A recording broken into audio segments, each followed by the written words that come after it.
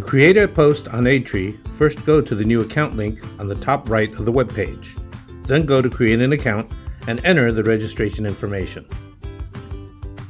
In creating your posts, zip codes are the key. Aidtree users see your posts based on if you subscribe to the zone that covers their location. Your zones range from 1 mile to the continental US, and your first post gets a free 1-month 50-mile boost to Zone 4.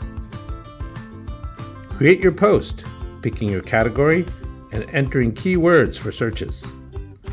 Then, upload your 20-second video and post image. Your post is created. Go to the Share Post button, which copies your post link with a note that you can email and share on your social network platforms.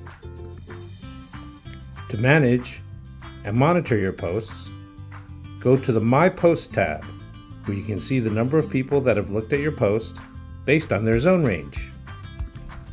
Thank you for your interest in Aidtree, and we look forward to improving our service so you can be seen with video.